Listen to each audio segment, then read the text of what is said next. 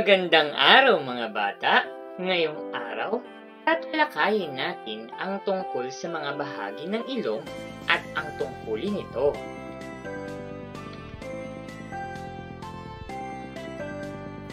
Pero bago yan, ito ang mga kasanayan na dapat ninyong malaman pagkatapos ng ating aralin.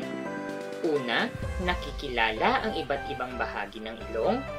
Pangalawa, nailalarawan ang mga bahagi at ang tungkulin nito. Pero yan, magbaliktad na muna tayo. Panuto, tukuyin kung tama o mali ang pangungusap. Para sa unang bilang, gumamit ng matulis na bagay sa pag-alis ng tutuli.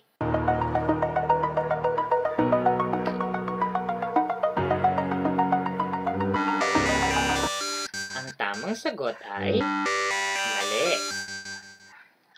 Pangalawang bilang, makinig lamang sa mga kaaya-ayang musika sa tamang lakas.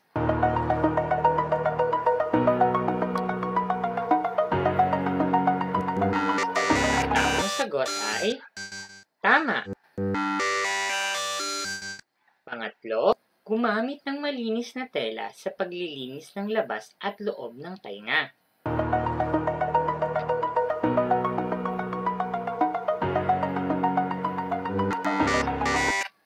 Ang tamang sagot ay tama.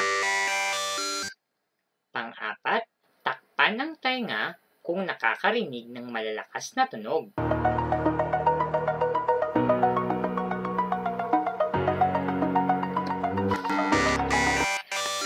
Ang tamang sagot ay tama. At panghuli, iwasan ang pagsasalita ng malakas.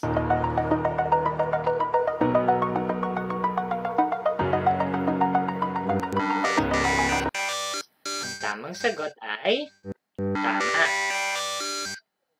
Ngayon, tumako na tayo sa ating talakayan.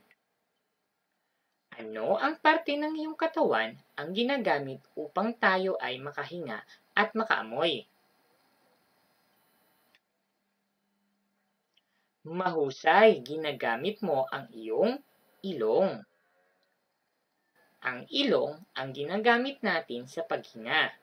Ito din ang ginagamit natin upang maamoy ang mga bagay sa ating paligid. Pagmasdan ang nasa larawan. Ano ang pagkakaiba ng amoy ng mga bagay na nasa mesa? Mahusay, ang pintura ay mabaho habang ang cake naman ay mabango. Ngayong araw, tatalakayin natin ang mga bahagi ng ilong at tungkulin nito.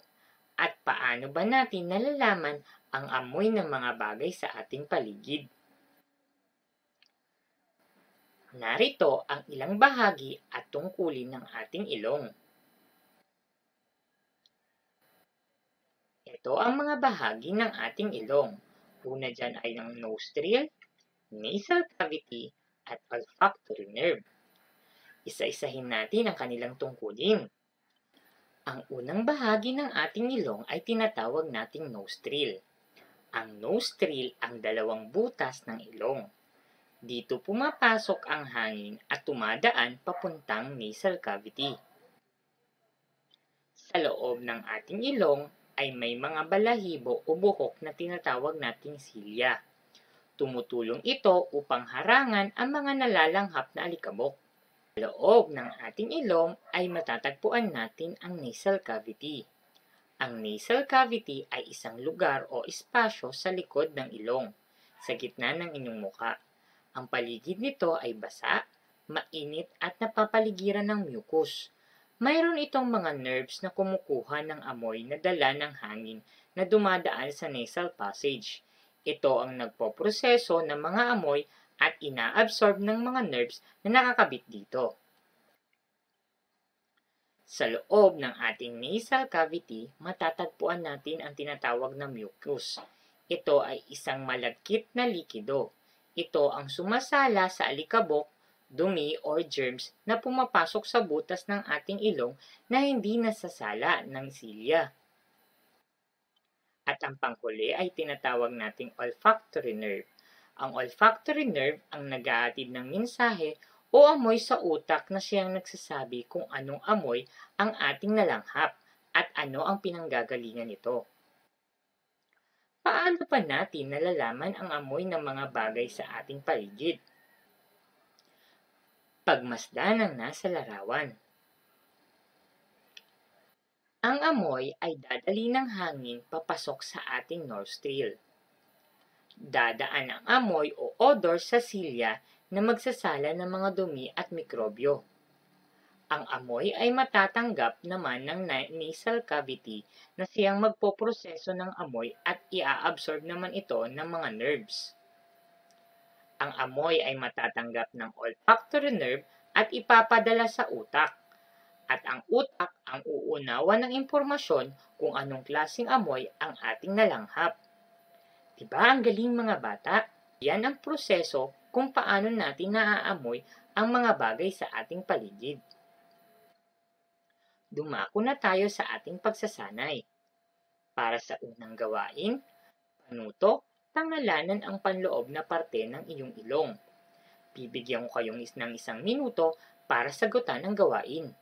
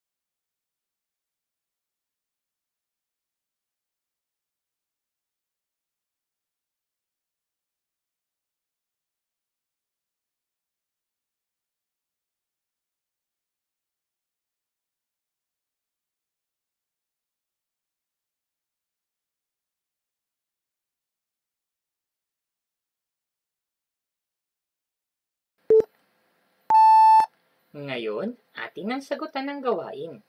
Para sa unang bilang, ang sagot ay nasal cavity. Pangalawa, ito ay olfactory nerve. Pangatlo ay nostril. Pang-apat ay mucus at panghuli ay cilia. Mahusay mga bata, ngayon naman dumako tayo sa pangalawang gawain. Panguto, puna ng pangungusap upang mabuo ang kaisipan. Bibigyan ko ulit kayo ng 1 minuto para sagutan ang kaisipan.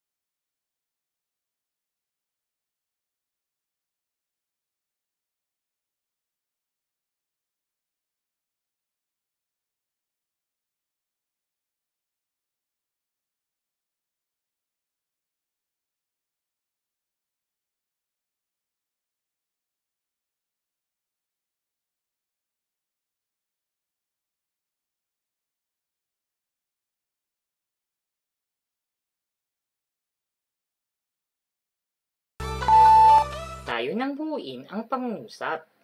Ang mga bahagi ng ilong ay ang mga sumusunod. Ito ang nostril, nasal cavity at olfactory nerve.